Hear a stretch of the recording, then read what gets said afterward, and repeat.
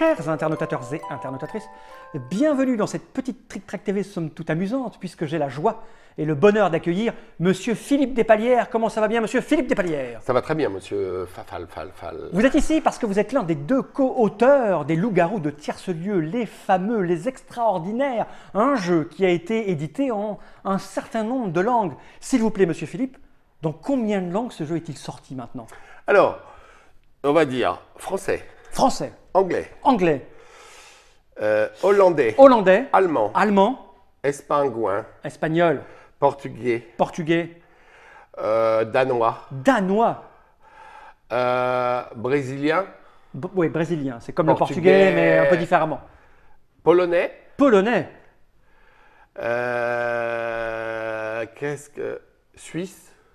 Ouais, suisse, faut c'est pas un peu comme déconner, français, voilà. mais parce que sinon il y a belge aussi. Belge, alors. Ouais. Québec. Alors, il y en a une autre édition qu'on n'a pas beaucoup fait nous-mêmes, c'est l'édition chinoise pirate. Ah, qui doit se vendre énormément. Vous êtes milliardaire grâce à l'édition chinoise. Aïe, Ils sont à 1,5 milliard. Aïe. Ça fait mal aux fesses un peu, non? Ouais, parce qu'ils ne nous ont pas payé un seul centime. C'est-à-dire qu'ils vous l'ont évidemment. été sans vous contacter. Ouais, ça s'appelle une édition pirate, une D'accord. contrefaçon, un Vous truc connaissez comme les ça. chiffres de vente ou pas? Non, mais on sait que c'est vendu dans les stations de métro. Ah ouais, la sauvette. En même temps que les canettes de Coca-Cola et les batteries de portable, donc ça a l'air très vendu. En tout cas, tous les Moche. copains qui partent en voyage en Chine reviennent en croyant qu'on est millionnaire. C'est dingue. Hein.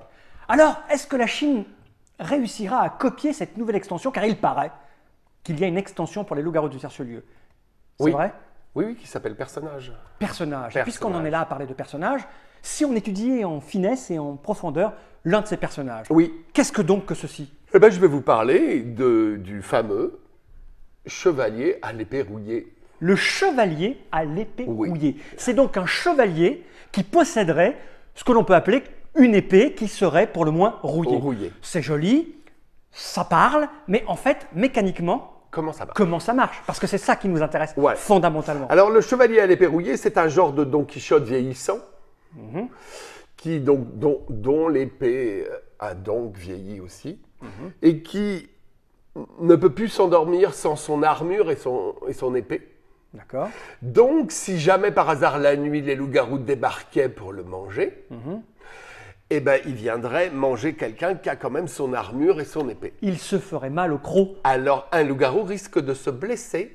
D'accord. Et une épée rouillée, ça donne quoi comme maladie? Je ne sais pas, la migraine? Non. Le tétanos. Le tétanos mortel subi. Incroyable. Et donc, ça veut dire quoi? Ça veut dire que si les loups-garous mangent l'épée, le chevalier à l'épée rouillée, il y en a un qui fait aïe. Et en général, c'est marqué dans la règle, donc c'est comme ça. C'est le premier à gauche du Chevalier à l'épée rouillée. à l'épée rouillée. Il va donc mourir une nuit après. Donc le lendemain, il va juste être un peu et puis après. Il le sait? Oui, parce qu'il a vu la carte. que le meneur de jeu, la nuit, va lui dire t'es il y a la con, tu maladie. t'as Oui, bouffé le t'es pas chevalier à vacciné. l'épée rouillée, ça.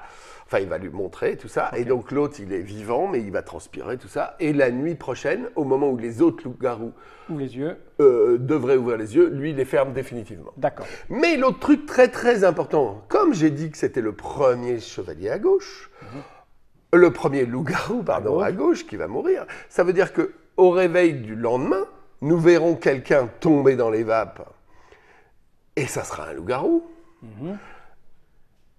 Et ça permettra d'innocenter tous ceux qui sont entre le chevalier. Mais oui, quelle finesse! Ah! Quelle subtilité! Voilà. C'est incroyable! J'aime bien le faire comme ça. Ouais. Hein, c'est incroyable. Voilà. Mais c'est pas bête du C'est tout. pas bête du tout. Et non. Et d'autre part, ça va donner aussi très souvent, chez le loup-garou qui sera le premier à gauche, pas tellement l'envie de manger. Bah oui. Toujours. Faire attention. Quand il y aura quelqu'un qui voudra.